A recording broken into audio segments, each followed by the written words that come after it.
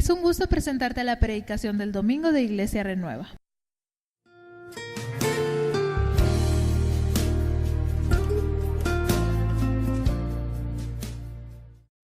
¿Por qué no oramos y ponemos esto en manos del Señor? Entonces, como estamos de fiesta, este es un servicio especial. Yo quisiera pedirles que se tomen de las manos. No tienen que unir sección con sección, pero sí, ahí en su sección pueden ustedes tomarse de las manos y levantar una oración conmigo en este momento. Señor Jesús, venimos ante ti, reconociendo, Señor Jesús, tu mano de poder en medio de nosotros.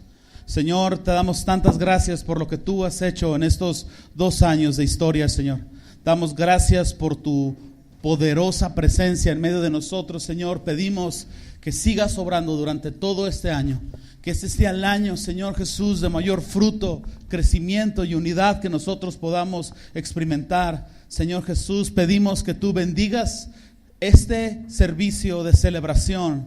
Señor Jesús, que tú puedas abrir nuestro entendimiento para comprender las Escrituras y que nuestros corazones puedan quedar marcados con tu palabra, Señor, para vivir todo este año en una profunda unidad entre nosotros. En el nombre de Jesús. Amén. Pues bueno, hay tantas cosas que yo quería compartir y de entre tantos puntos tuve que en oración tomar la decisión por una, y les quiero expresar que hay un sentir muy fuerte en mi vida por la unidad y el crecimiento de esta congregación, y les voy a hablar con toda la sinceridad que puedo hablar, con toda verdad. Yo no vengo a promoverme, no vengo a de alguna manera agradar a las personas, tampoco vengo a agredir a nadie, simplemente vengo a ser totalmente sincero con ustedes. Y como mencionaba ahorita, a ser pastor o estar a cargo de una obra no es tan fácil. Cuando uno está sentado en la silla, es bien fácil decir esto sí y esto no, pero cuando uno está aquí, a veces que uno anda como gallina despescuezada. ¿Les ha tocado verlas? ¿Verdad? Uno corre para todos lados y uno no sabe si va o viene, y es únicamente la gracia de Dios la que nos mantiene de pie. Y hay un sentir muy profundo en mi corazón por la unidad de esta congregación y pensando entre tantas cosas que pudiéramos compartir sobre la pasión, sobre el crecimiento, el compromiso que hay en la gran comisión. De veras que mi sentir es si ustedes logran ser uno. Yo leo en el libro de Hechos cómo estaban unánimes juntos en la fiesta de Pentecostés, y el Espíritu Santo vino sobre ellos, de manera que la unidad pudiera ser la prioridad número 1, ¿verdad?, de toda congregación. Y bueno, pues empiezo por aquí. Quiero que me contesten con toda sinceridad.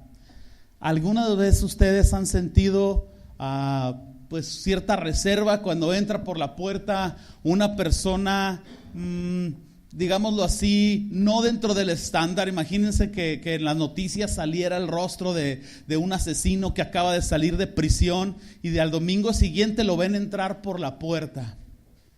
Y de repente se dan cuenta que entran ahí como 5 o 6 cholitos y entra un drogadicto y entran personas. Seamos sinceros, ¿alguna vez ustedes han sentido cierta incomodidad o recelo por personas que entran por nuestra puerta con características como estas? Yo les voy a ser sincero, yo sí. A lo mejor ya ahorita la visión ha cambiado, pero cuando entran personas así sentimos que no son parte de nosotros. Y esto sucede porque nuestros corazones están aprendiendo sobre la gracia. Estamos en una escuela llamada la vida, y es en esta escuela de la vida donde vamos a caminar aprendiendo sobre la gracia. La gracia no es un tema que aprendemos en una lección, en una clase, en un diplomado, y entonces nosotros damos por cerrado ese archivo y podemos movernos más adelante. Nosotros vamos de gracia en gracia, creciendo y aprendiendo cada vez más del Señor. Déjenme hablar más específicamente de lo que estoy hablando. Leí sobre la historia de un hombre en Estados Unidos hace años atrás llamado Jeffrey Dahmer. Yo no sé si a ustedes les ha tocado oír o leer sobre él, pero este hombre tiene una historia impresionante.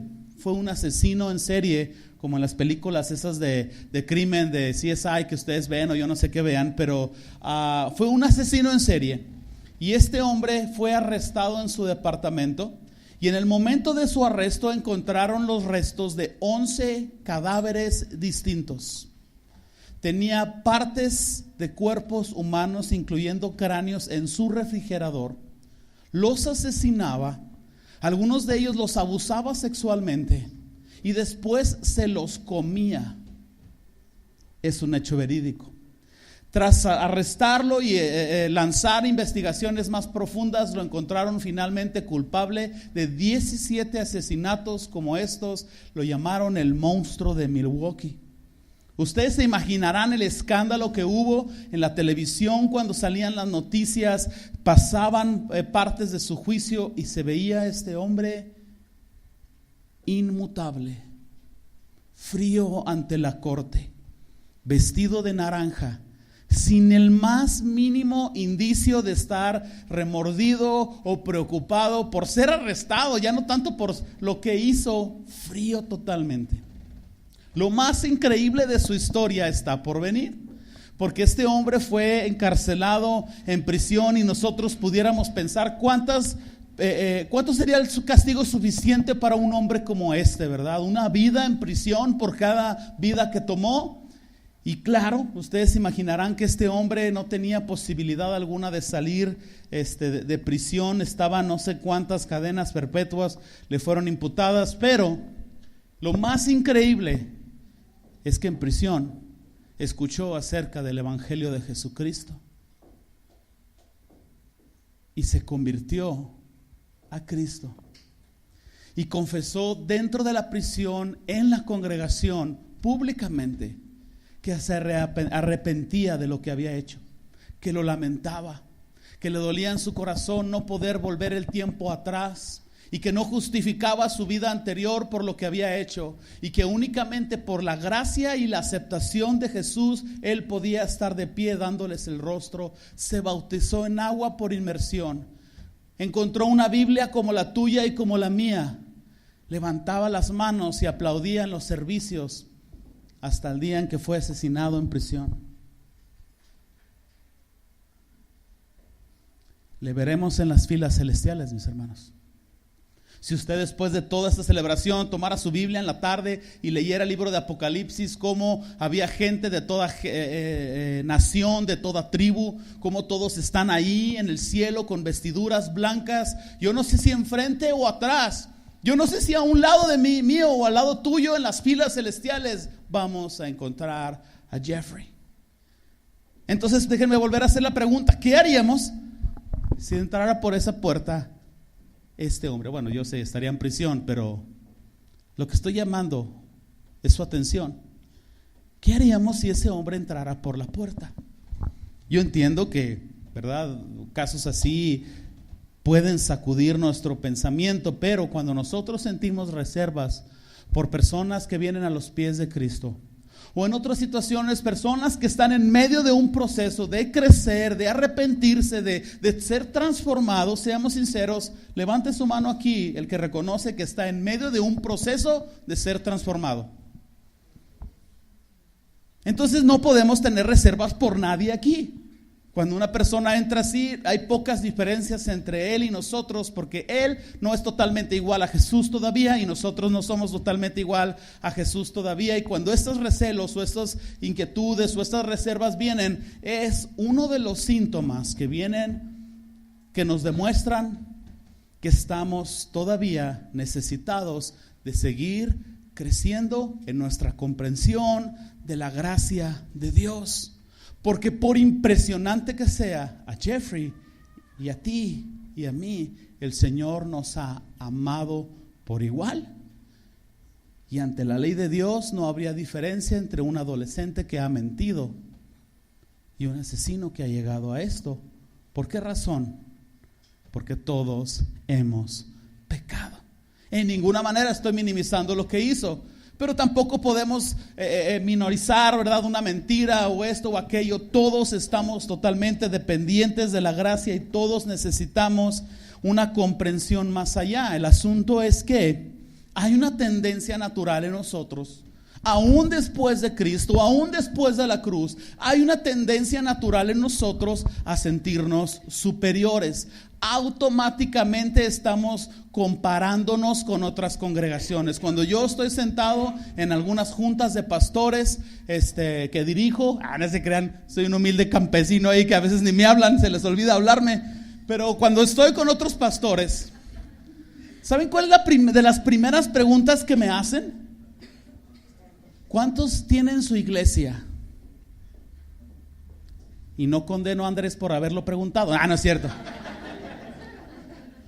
Perdón, pero las mujeres lo primero que hacen es recortarse las unas a las otras. A ver si tiene bolsa clonada o no, y los tacones, y cómo camina, si camina derechito o no, mejor tráigase pantuflas.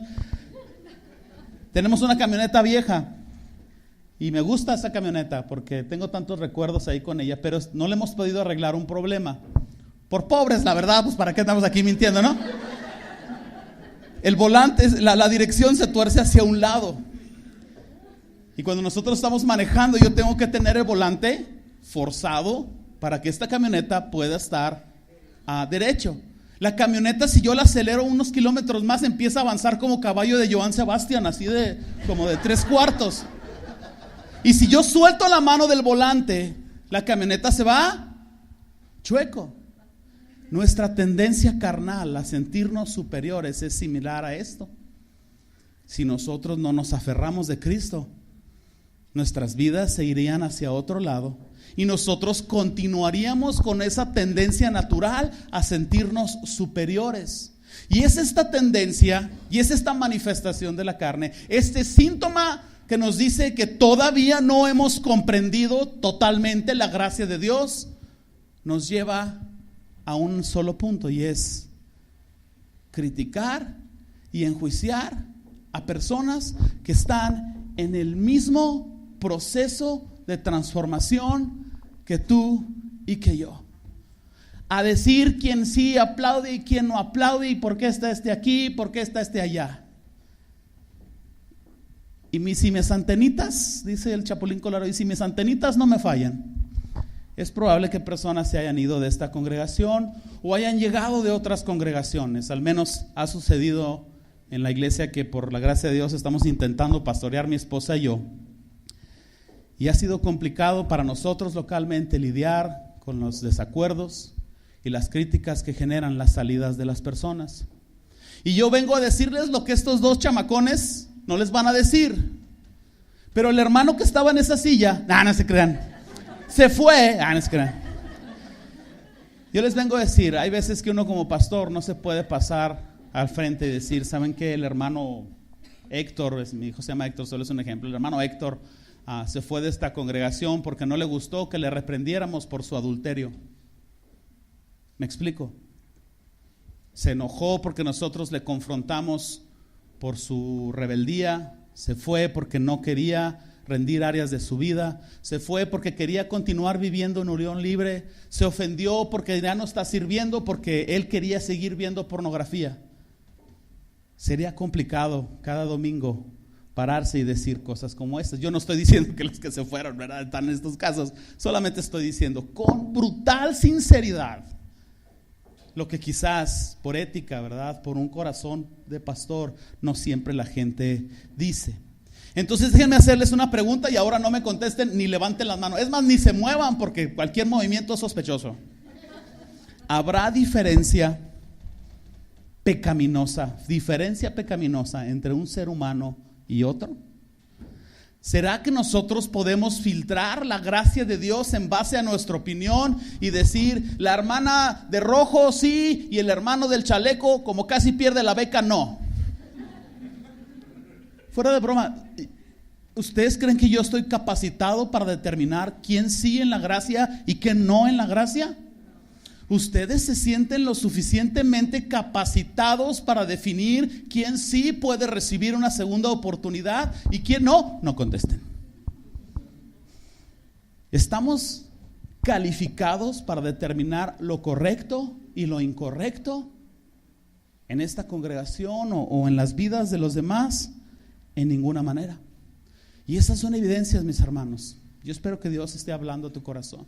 Son evidencias que nos dicen que no hemos comprendido la gracia y por consiguiente no estamos disfrutando de la gracia. Cuando tú sueltas estas tendencias de crítica, de juicio, de superioridad, viene tal libertad a tu vida. Te vuelves mucho más paciente y misericordioso con los que te rodean. Y yo quiero empezar, ¿verdad? Pero avanzar entendiendo esto junto con ustedes. Dios es el único y soberano juez. E insistir en esta verdad va a libertar tu vida. Insistir en esta verdad va a libertar tu vida. Porque una cosa es sentir repulsión por lo que este hombre, ¿verdad?, tras asesinar a 7 personas y abusar de ellas y comérselas. Una cosa es sentir repulsión por sus acciones. Y otra cosa distinta es sentir repulsión por su persona.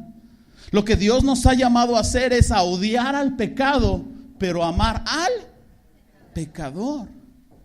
Pero con toda sinceridad se dice tan fácil amar al pecador, pero qué tan difícil es comportarnos en una congregación donde pueblo chico. Qué tan difícil es decir yo amo al pecador, sobre todo cuando los ofendidos somos nosotros y el pecado es contra nosotros. Podemos decir con total facilidad yo amo al pecador, pero nuestras acciones nos dicen que yo quiero encarcelar a este pecador. Y tantas personas que han fallado, igual que nosotros hemos fallado, quizás no están en el tribunal como este asesino, pero sí están bajo nuestro juicio. Quizás no están tras las rejas, pero sí están encarcelados en las rejas de nuestro corazón. Y una cosa es sentirnos superiores que los demás y otra cosa distinta es que estemos fuera del alcance de la gracia. Y la gracia de Dios es tan vasta que nos cubre a nosotros una y otra vez por el resto de nuestras vidas. Y cada vez que nosotros fallemos, el Señor va a estar ahí para darnos una oportunidad. Y esto no es un permiso para pecar, ni es un permiso para continuar adelante, pero sí nosotros necesitamos entender que esa tendencia carnal necesita ser combatida. Nuestra tarea es despreciar al pecado, no tratar con el pecador, y compararnos es una tendencia natural. Claro, si tú, ¿verdad?, te comparas con Adolfo Hitler, si ustedes estudiaron un poco de historia por ahí o lograron pasar la secundaria de perdida con un 7 u 8, sabrán quién es Adolfo Hitler. Y cuando tú te comparas con ese tipo, ¿verdad?, dices, pues claro, yo nunca asesinaría a 6 millones de personas, ¿verdad? Yo asesinaría a mi suegra, pero no a 6 millones de personas. Y luego te comparas con un terrorista, ¿no? Dices, jamás, ¿cómo crees que yo atentaría contra unos niños en un centro comercial? Yo jamás. Pues te sientes moralmente superior a ese terrorista. Te comparas con Jeffrey Dahmer y dices, ¿cuándo en la vida yo asesinaría a alguien o abusaría de alguien? Mucho menos comérmelo. El asunto es que no podemos medir nuestra santidad con Adolfo Hitler. Si tú lo has hecho, discúlpame que sea yo quien te lo diga, pero estás explícitamente perdido y desubicado. La única persona con la que tú debes y puedes medir tu santidad es Jesucristo. Estamos en problemas entonces. Porque cuando nosotros medimos nuestra santidad con Adolfo Hitler o con el chupacabras, no, pues, ¿verdad? Se ven ustedes como santos, casi hasta relucen de belleza. Pero cuando tú te paras ante el espejo de la palabra de Dios y te comparas con la persona de Jesucristo y ves todas las acciones y actitudes y comentarios que tú has tenido y cuáles son las acciones y actitudes y comentarios que Jesús diría, tú dices, algo no está bien aquí. Soy totalmente distinto a Jesús en carácter, en pensamiento y en acción. Y yo necesito segundas oportunidades. Yo necesito ser transformado. La Escritura dice en Romanos 3:12 que no hay uno solo bueno, ni uno solo en toda la historia de la humanidad. Entonces, va a ayudar a entender 3 verdades espirituales con respecto a la gracia y 3 verdades espirituales con respecto a la crítica. ¿Están listos para estas? Aquí vamos. Número 1, primer verdad. Dios es el único y soberano juez, como ya lo hemos dicho. No abran sus Biblias todavía, pero el Salmo 75:7 dice: mas Dios es el juez, a este humilla y a aquel enaltece. ¿Por qué razón? Porque Él sabe sus asuntos. Segunda verdad. No podemos criticar a nadie, porque no estamos calificados para juzgar o para criticar, porque no somos lo suficientemente buenos. Si nosotros estuviéramos en el punto de santidad de Jesús, quizás pudiéramos, pero como no lo estamos, no estamos calificados para juzgar. Ahí en sus Biblias, si ustedes me acompañan a leer Romanos 2:1, aquí sí quisiera que me acompañaran en esta segunda verdad. Romanos 2:1. Pensando en que no estamos calificados a juzgar porque no somos lo suficientemente buenos, vamos a ver qué dice la palabra de Dios. Por lo cual eres inexcusable, oh hombre, quien quiera que seas, tú que juzgas, pues en lo que juzgas a otro te condenas a ti mismo, porque tú que juzgas haces lo mismo, o estás en el mismo proceso, o estás en la misma necesidad. Tercer verdad. Nosotros no podemos juzgar o criticar a nadie porque no sabemos lo suficiente. No sabemos lo suficiente. Dios sabe lo suficiente, nosotros no sabemos lo suficiente. Ahora brinquen a 1 Corintios 4:5 ahí en sus Biblias.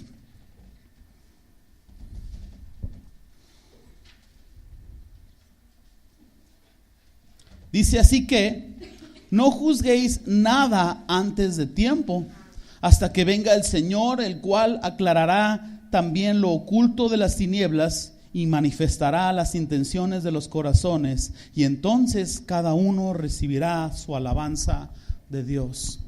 Esa tendencia a superioridad y esa tendencia a soltar nuestra boca antes de tiempo se convierte en un problema que la iglesia necesita arreglar una y otra vez. Si yo suelto el volante de mi camioneta, se va para otro lado. ¿Cuánto tiempo tengo yo que tener mi mano en el volante? El tiempo que esté avanzando la camioneta. ¿Cuánto tiempo tú tienes que tratar con esto y esta congregación y toda congregación y yo mismo y todos aquí? ¿Cuánto tiempo? El tiempo que estemos respirando. Porque es una tendencia natural en nosotros. Tenemos la tendencia a criticar a las personas porque de repente vemos la fotografía en vez de considerar la película. Y vemos la fotografía de una persona hincada y decimos: está derrotado. Esta persona se dio por vencida antes de la carrera. Porque es lo que vemos en la foto y es lo que hacemos al juzgar. Pero cuando nosotros vemos la película completa, nos damos cuenta que este hombre no está derrotado ni hincado. Está en posición de arranque para iniciar la carrera de los 100 metros. Y luego vemos al final de la película que este hombre ganó los 100 metros planos.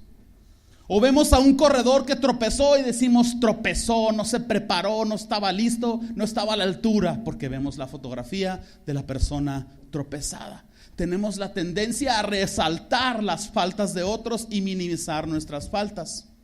Pero cuando nosotros consideramos la película completa, nos damos cuenta que este hombre sí tropezó, pero luego se levantó, hizo una obra extraordinaria, hizo historia en el mundo de los deportes y ganó la medalla de oro tras haber tropezado. ¿Cuántas veces encontraremos nuestras vidas fallidas por criticar la foto antes de ver la película completa? Y tómalo como una enseñanza. Antes de que tú critiques las barbas del pastor, el pastorado de tu pastor, lo dije o lo pensé. Antes de que tú critiques la vida de alguien más, invítale un café, siéntate con él, convive con él por 3 meses. Conoce su corazón, aprende de su niñez, ve su situación actual, ve cómo él está sobreviviendo en esta vida, entiende todo y entonces, ni siquiera así estarías calificado para juzgarle, pero entonces tú tendrías tal vez una comprensión distinta. déjenme leer una historia que creo que va a cambiar sus vidas después de esto. ¿Serían pacientes mientras leo? Son como 80 páginas y estamos celebrando, no se preocupen, cenamos a las 8. Había un anciano que vivía en una pequeña aldea y aunque este era pobre, era envidiado por toda aquella región porque era dueño de un hermoso caballo blanco. Hasta el rey de aquella provincia codiciaba su tesoro. Nunca antes se había visto un caballo como este. Tal era su esplendor, su majestuosidad y su fuerza. La gente le ofrecía fabulosas cantidades de dinero por este caballo, pero el anciano las rechazaba todas. Y él decía, para mí este caballo es una persona. ¿Cómo podría yo vender a una persona? Una mañana, ese anciano descubrió que el caballo no estaba en el establo. Todo el pueblo vino a verlo y le dijeron, viejo tonto. Le decían, solo a ti te pudo ocurrir esto. Ahora eres tan pobre. ¿Cómo podías pretender retener a un animal tan valioso? Hubiera sido mejor que lo vendieras. Te hubieran pagado lo que tú quisieras. Ninguna cantidad de dinero hubiera sido lo suficiente. Ahora no tienes el caballo y no tienes el dinero y te ha caído la maldición de la mala suerte. El viejo respondió, no hablen tan pronto. Digan solamente que el caballo no está en el establo. Es todo lo que sabemos. El resto es juicio. Si ha sido maldito o bendito, ¿cómo pueden saberlo? Solo Dios puede juzgarlo. La gente contestó, no quieres hacernos pasar por tonto. Quizás no seamos filósofos, pero no se necesita mucha filosofía. El simple hecho de que tu caballo se haya ido es en sí una maldición. El anciano volvió a hablar. Todo lo que sé es que el caballo no está en el establo. Todo lo que sé es que se ha ido. El resto no lo sé, que sea una maldición o una bendición. Yo no lo puedo decir. Solo tenemos un fragmento de la historia. ¿Quién pudiera decir lo que va a ocurrir después de esto?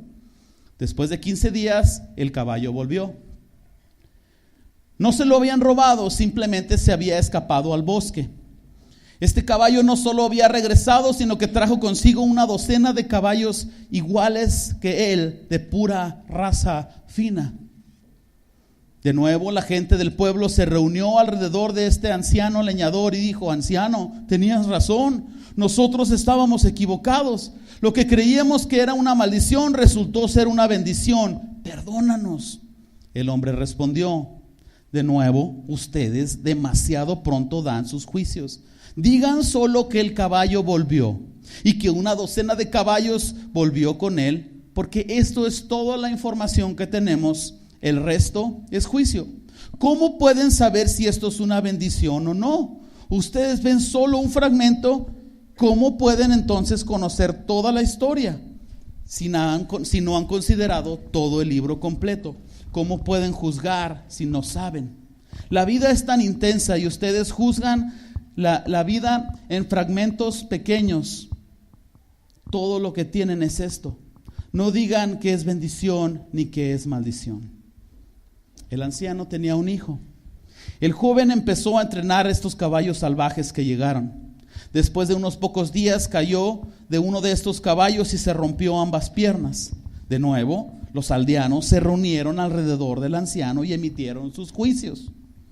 El anciano les dijo, ustedes están obsesionados con enjuiciar.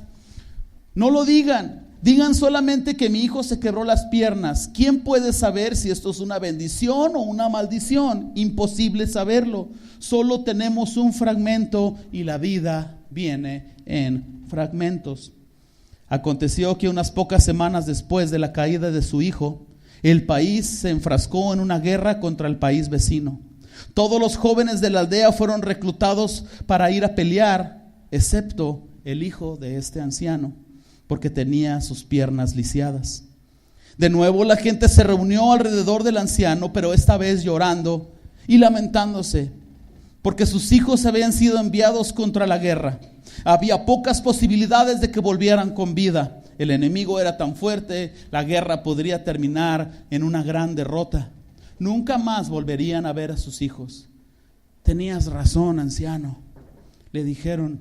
Dios sabe que tenías razón. Esto prueba, el accidente de tu hijo fue una bendición. Si sus piernas no estuvieran rotas, él iría a la guerra, pero al menos tú tienes ahora contigo a tu hijo. Los nuestros se han ido para siempre. El anciano expresó otra vez: es imposible hablar con ustedes. Siempre están llegando a conclusiones incorrectas. Nadie lo sabe.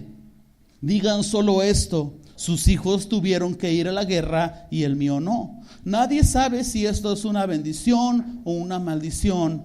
Nadie es tan sabio como para saberlo. Solo Dios lo sabe. Cuando yo leí esta historia o esta anécdota, me dejó pensando por varios días. Me dejó confrontado con mi tendencia carnal. Y vengo aquí a confesar mi pecado, no vengo a enjuiciarles. Vengo aquí a decirles que hay tanto en mi vida de lo cual yo necesito tratar. Vengo aquí a decirles que me ha dolido tan profundamente cuando la congregación o cuando personas a mi alrededor han emitido juicios sin ni siquiera conocerme o saber la razón por la cual tomamos X o Y decisiones. La gente solo tiene fragmentos. Y hace falta la historia completa. La vida viene en fragmentos. De manera, mis hermanos, que tengan cuidado con ese hombre llamado Pedro, porque tras negar 3 veces a Jesús, en unos pocos días va a estar predicando en Pentecostés el sermón más poderoso que la iglesia haya conocido. Tengan cuidado con enjuiciar a Sansón de inmoral y de mujeriego y de ligero con Dios, porque aún en esa condición deplorable el Señor lo va a usar para terminar de destruir a los filisteos. Tengan cuidado con criticar a Noé por hacer cosas demasiado radicales o ser demasiado fanático, porque en unos pocos días quizás estuviéramos tocando la puerta pidiéndole que nos abra el arca. ¿Qué piensan de lo que estoy diciendo? No me contesten. Dios no ve a las personas como lo que son ahorita. Sabemos bien que Dios ve el corazón. Dios ve a las personas como lo que van a llegar a ser. Dios te ve a ti como lo que vas a llegar a ser. Y cuando nosotros nos paramos y decimos algo contra alguien y lo tratamos de cierta manera, estamos parados desde una perspectiva distinta de la que Dios está parado, porque Dios ve a esta persona como lo que va a llegar a ser.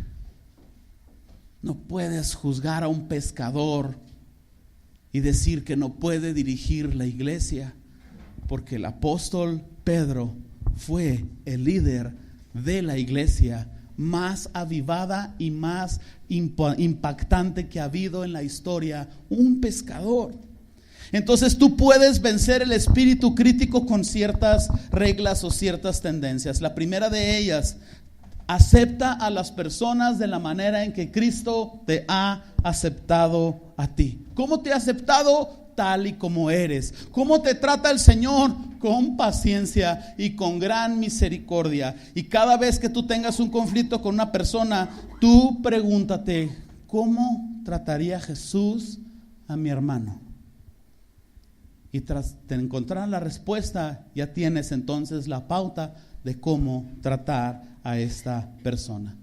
Antes de que tú hables de otras personas, tú di: ¿qué es lo que Jesús diría de esta persona en público? Y cuando tú llegues a esa respuesta, tú ya tienes una pauta de lo que tú puedes decir de esta persona en público. La Escritura nos llama en Efesios a que seamos personas dignas, que tengamos vidas dignas de la vocación con la que fuimos nosotros llamados. Efesios nos dice que andemos con toda humildad y mansedumbre, soportándonos con paciencia los unos a los otros en amor. Aquellos que están tomando notas, puede ser, anoten Efesios 4:1 al 3. Siguiente regla para que tú puedas combatir el espíritu crítico en tu vida: deja de dictaminar lo que otros deben de hacer para que Dios los dirija. Todos tenemos que cambiar. Levante la mano el que reconoce hoy que tiene que cambiar.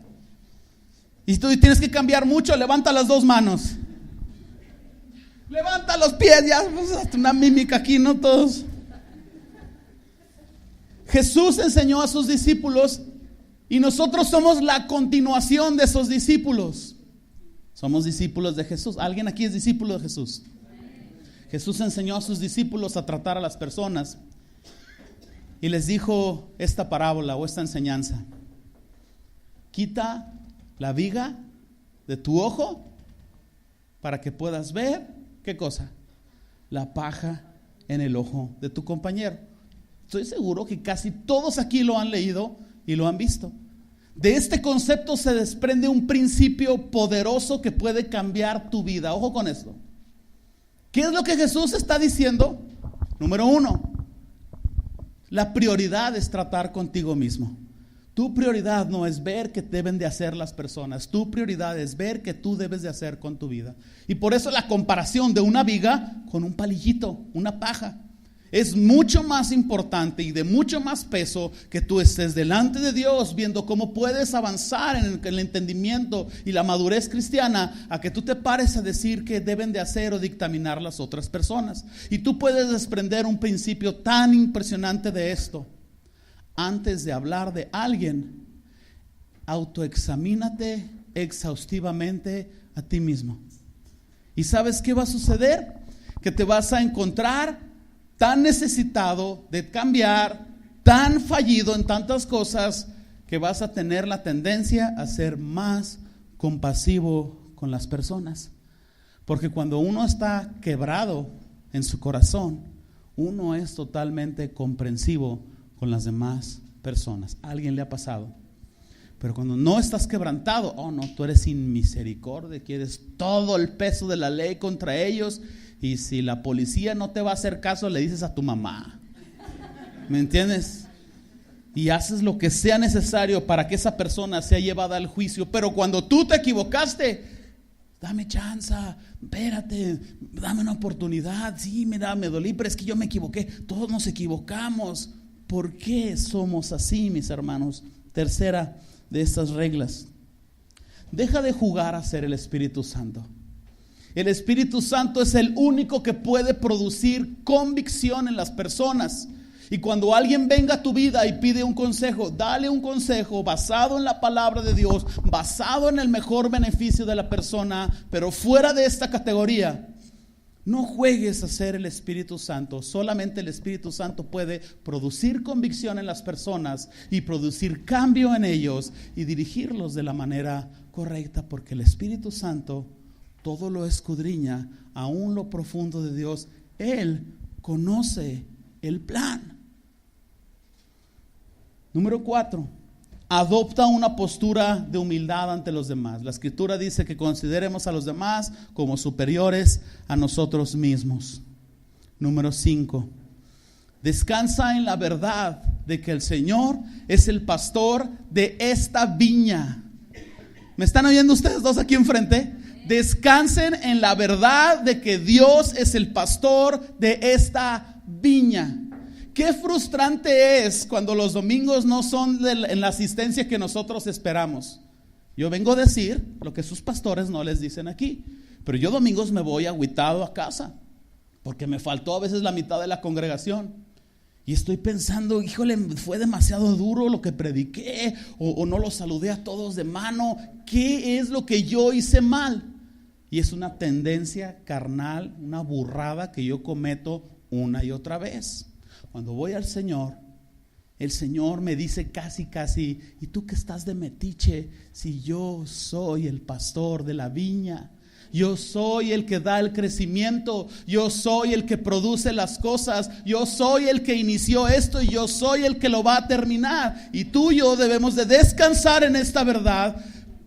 No juzgues por asistencia, no juzgues si la batería se desafinó. ¿Se desafinan las baterías, hermano? Sí, ¿verdad? Porque no quiero corregir para no estar diciendo que... No juzgues si mi compadre allá trae cachucha y este de acá no. Mira, tú no te preocupes de esas cosas.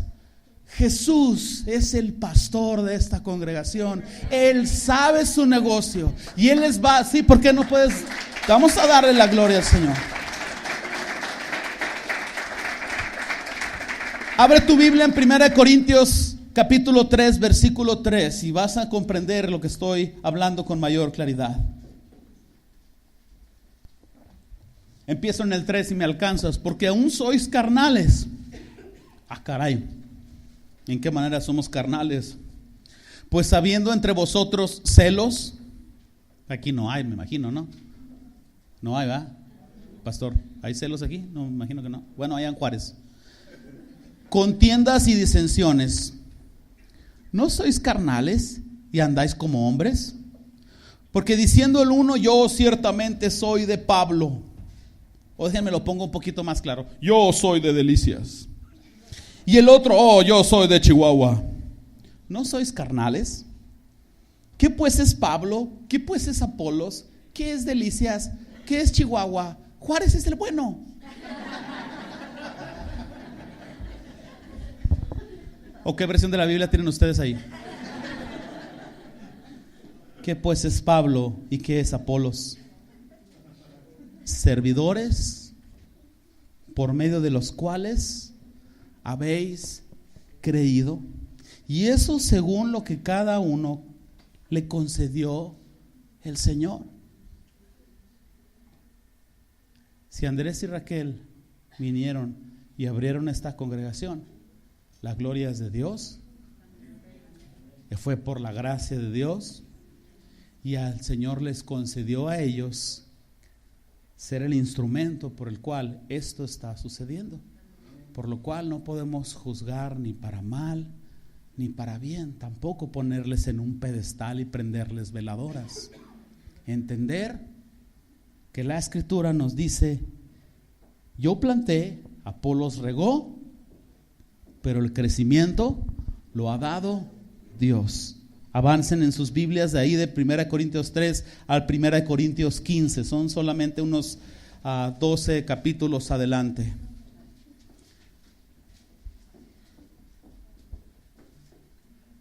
Primera Corintios 15:10. ¿Están ahí conmigo? Pero por la gracia de Dios soy lo que soy, y su gracia no ha sido en vano para conmigo, antes he trabajado más que todos ellos. Pablo hablando de los apóstoles. Pero no yo, sino la gracia de Dios conmigo. ¿Has trabajado más que otros en esta congregación? No contestes. Es la gracia de Dios. ¿Otros han trabajado más que tú? Es la gracia de Dios. Aquí no hay quien trabaja más, aquí no hay quien trabaja menos. Todos damos el 100% y el crecimiento lo da Dios. Mis hermanos, ¿qué vamos a hacer al respecto? Deja que la gracia de Dios moldee tu pensamiento. Deja que la gracia de Dios dirija tus palabras. La gracia puede vencer a la crítica cuando nosotros recordamos que la crítica proviene de la carne y que nosotros ya no andamos en esa carne, que hemos recibido una nueva naturaleza, reconocemos que Cristo vive en nosotros y que la fuente de gracia está más cerca de nuestros corazones de lo que nosotros pensamos. Yo no sé si la persona en el piano me puede ayudar y les voy a cantar una última historia. Sé que me he pasado en el tiempo y pido profundas disculpas. Leí una historia que me hizo llorar y no los tiene que hacer llorar a ustedes, pero es bien duro darse cuenta que somos criticones. Es duro, lo digo por mí, es bien duro reconocer, yo hablo por mí, lo burro que soy. Una y otra vez en el mismo concepto. Pero es impresionante ver la paciencia de Dios para conmigo y para contigo. La Escritura dice que el pacto que nos tiene unidos, la fe en Jesucristo, un profeta antiguamente profetizó en Ezequiel 36, no lo tienes que buscar, pero el profeta habló este pacto y dijo: les daré un corazón nuevo, les quitaré el corazón de piedra y les daré uno de carne, pondré en sus corazones mis estatutos y haré que los pongan por obra. Ese es el pacto que nosotros hemos adquirido por fe. Ojo con esto, tenemos un nuevo corazón y a lo mejor no nos hemos dado cuenta, lo hemos ignorado. Es como si tuvieras un carro de reciente modelo en tu cochera, en tu estacionamiento, y salieras a caminar a tomar el camión porque no te ha caído el 20 que el carro es tuyo. Tienes un nuevo corazón. La gracia de Dios está más cerca de ti de lo que tú piensas. Y nadie comprende mejor lo que es un corazón nuevo que una mujer llamada Sara. Ella y su esposo Tony enfrentaron la muerte de su hija de 13 años de edad en un accidente de auto. Pasaron por todas las preguntas del por qué. Pasaron por todas las etapas del si hubiera. Si no la hubiéramos dejado salir al centro comercial, no hubiera muerto nuestra hija en ese accidente. Preguntaron una y otra vez: ¿por qué, Dios? Ella pecó, nosotros pecamos. Tras librar todas esas etapas, enfrentaron un velorio o un funeral. Fueron a un cementerio y vieron bajar una caja de madera con el cuerpo de su hija. En una de esas noches antes del entierro, tomaron la decisión que la muerte de su hija de 13 años no sería en vano. Aferrados a la promesa de Dios que Él obra y hace que todas las cosas obren para bien, ellos decidieron poner los órganos de su hija en disposición. Los donaron. En otro lado del país, esto fue en Estados Unidos, nadie necesitaba más un corazón nuevo que una mujer llamada Patricia, enlistada en una larga lista de miles de personas de espera. Quizás uno que otro corazón habían salido disponibles, pero no eran compatibles con el de Patricia por el tipo de sangre. Y de repente en la lista de espera aparece un corazón con el tipo de sangre en otro lado del país. Y tras la futura e inminente muerte de Patricia, se abre el panorama a una nueva vida. Y ahora ella recibe la oportunidad de vivir y de recibir literalmente un nuevo corazón de solo 13 años de uso. Sara y Tony, pasado un tiempo, decidieron viajar a la ciudad de Phoenix. Les entró la curiosidad de escuchar latir el corazón de su hija. Llegaron a la ciudad de Phoenix, se encontraron con Patricia. Sara y Patricia se vieron a los ojos, inevitablemente lloraron y se abrazaron por largo tiempo. Tony fue paciente a dejar que ellas tomaran su tiempo. Después de algunos intercambios de comentarios en cuanto al clima y el viaje, Patricia sacó un estetoscopio y se los prestó. Sara y Tony se ponen el estetoscopio, lo ponen en el pecho de esta señora y escucharon pum, pum, pum, pum. ¿No era el corazón de su hija de 13 años lo que ellos estaban escuchando? Sí. Cuando Dios, el Padre de toda gloria, inclina su oído a tu pecho, Él escucha pum, pum, pum, pum, pum. Escucha latir el corazón de su amado Hijo Jesús.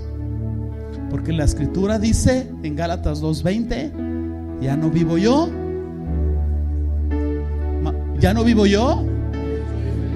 mas Cristo vive en mí. Renunciemos a la crítica, abracemos la unidad de esta congregación. Les hago un llamado a ponerse de pie. Les hago un llamado a pararse en esta posición firme a favor de la unidad de la iglesia. Mis hermanos, a nosotros combatir la crítica y el juicio y el sentir de superioridad en nuestros corazones, estamos contribuyendo a la unidad de esta congregación.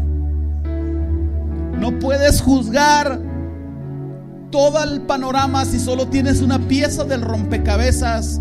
Toma una decisión de aquellas cosas que no te gustan, dejarlas ir.